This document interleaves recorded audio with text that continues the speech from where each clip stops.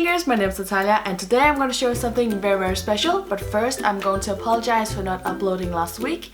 I've been very stressed out from work, from YouTube, from personal life, and I just really needed a break. So that's why you didn't hear from me last week and I'm sorry about that. But anyways, today I'm going to show you something that has been requested quite often.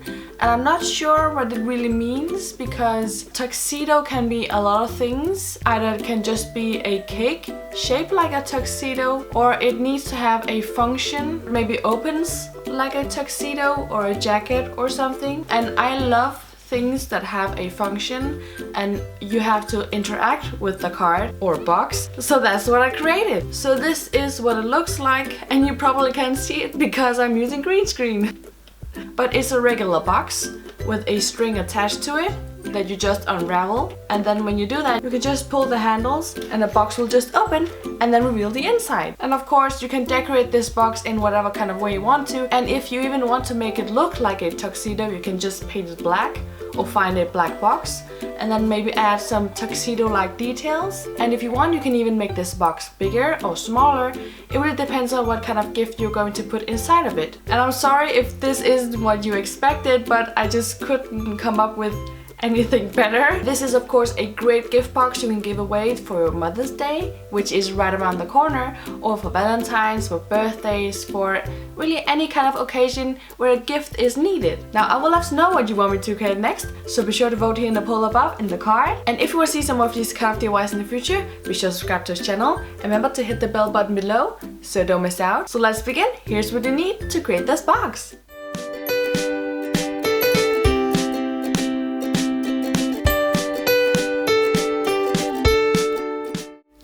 Ready? Tinkerific! Let's begin! Now we need to create this shape on the box, both on the lid and on the bottom. So take your box, find the middle, and then make a mark. Then make a line across the lid of the box. Now from this marking on the middle of the box, make a line downwards onto the edge of the lid. Now continue making the straight lines onto the edge of the lid and also on the box itself. And of course, repeat this with the other lines as well. Now to make the lines more straight on the box, use your ruler and then create the lines. When that's all done, flip your box over and then continue making these lines on the bottom. Now before cutting the box open, put some glue all around the insides of the lid and then attach it to the box. And make sure that the lines on the lid matches the lines on the box.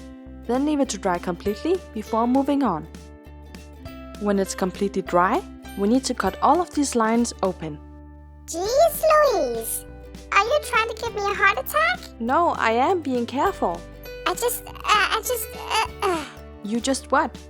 Timmy? Timmy? Oh my god, I think you fainted. What happened? I think you fainted. I'm so sorry. I'm just so worried about you. My heart can't take it. But I am being careful. I haven't lost any fingers. Well, that's true. I just have to trust you. Yeah, you do. But I gotta go. I can't keep watching this. Oh, okay. When the box is cut open and all the pieces are divided, we need to attach the lock and the handles. So find the middle on this piece here and then make a mark. Then measure 1 centimeter inwards and then make another mark. And of course, repeat the same process here with the other piece. When the markings are in place, we need to attach these buttons. And it's very important that the buttons you're using have these necks. Otherwise, they're impossible to attach. Now to make sure that the button doesn't wobble around, we need to make a tiny cut right on the marking. But don't cut all the way through, you just need to scratch the surface. Then place the button right on the cut and then press down into the box to make a dent. And you also need to repeat this process on the other piece as well. Now take your pencil and then make markings on each side of the dent. Then use something pointy like the tip of your scissor or a needle to make holes on these markings. And you need to do this with all of the markings. Thread your needle with some yarn and then make a knot in the end Start sewing from the insides, attach the button, and then keep sewing until the button is secured. Be careful not to pull the yarn too hard, otherwise the box will rip.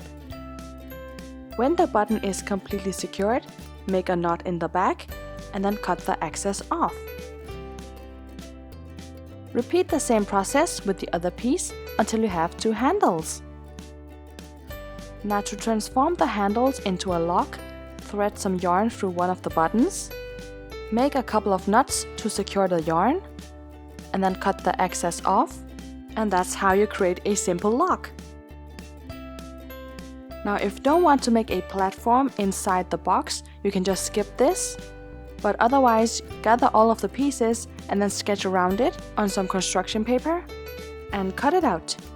Then place it on a thick piece of paper, like the back piece of a block of lined paper, then sketch around it and then cut it out.